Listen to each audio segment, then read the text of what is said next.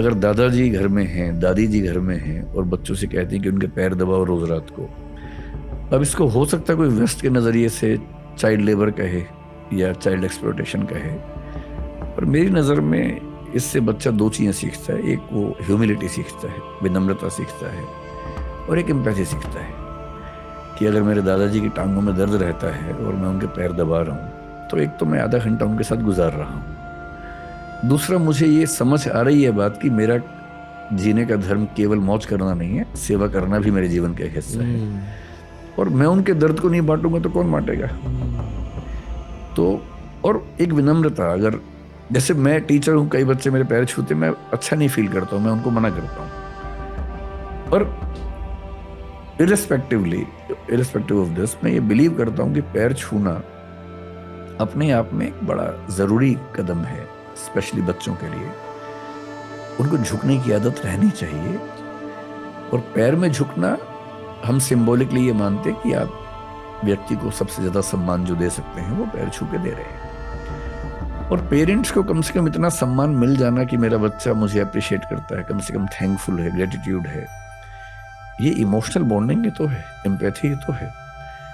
और emotional intelligence का concept waste में 20-25 साल पहले आया, लेकिन ये तो अतीत में कब से चल रहा है। जब बुद्ध कह रहे थे कि करुणा ही है जो संसार को जोड़ती है, जब भवभूति उत्तर रामचरितमानस में एक और रस करुण एवह कह रहे हैं कि दुनिया में एक ही रस है, वो करुण रस है, तो ऐसा थोड़ा ना कि एम्पैथी की ट्रेनिंग पश्चिम से हमें सीखनी पड़ेगी। एम्पैथी तो अतीत में कितनी बार, वाल्मीकि हमारे संसार का पहला कवि, पहली बार कवि क्यों बना?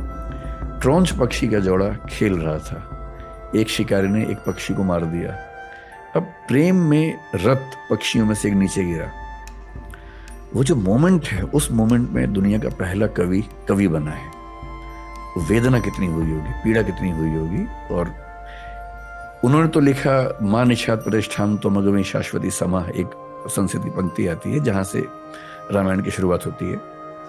इसी पर छायावाद के कवि ने, छायावाद 1918 to 1936, उसमें एक कवि ने लिखा, वियोगी होगा पहला कवि, आह से उपजा होगा गान, निकलकर आंखों से चुपचाप बही होगी कविता अनजान।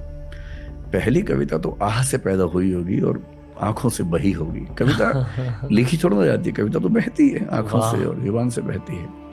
कालिदास ने मेघदूत लिखा, मेघदूत में यक्ष है, यक्षिणी है, उनके प्रेम की कहानी है, विरह की कहानी है। और एक कवि है नागार्जुन, उन्होंने कालिदास पे लिखा और कहा कि एक पंक्ति आती है, अमल धवल गिरी के शिखरों पर प्रियवर तुम कब तक सोए थे, कालिदास सच सच बतलाना, रोया यक्ष के तुम रोए थे। यक्ष नहीं रोया था, यक्ष की आंखों से जो बह रहा है, कालिदास तुम्हारे आंसू हैं। और नागार्जुन कवि कह रहे हैं कि मैं पहचान रहा हूं कि आंसू तुम्हारे हैं। और कवि होने में और लेखक होने में ऐसा होता है। और ये बात ठीक है, एम्पैथी ना हो, अल्टीमेटली इंसान होने का सबसे गहरा मजा तो इमोशंस में ही है। और यदि आप इमोशनली कनेक्ट नहीं कर पाते दूसरों के साथ, और कनेक्ट करने का मतलब है उनके दुख में उनके साथ खड़े होना। आई होप कि वो पेपर सेटर्स ये पॉडकास्ट सुन रहे हैं।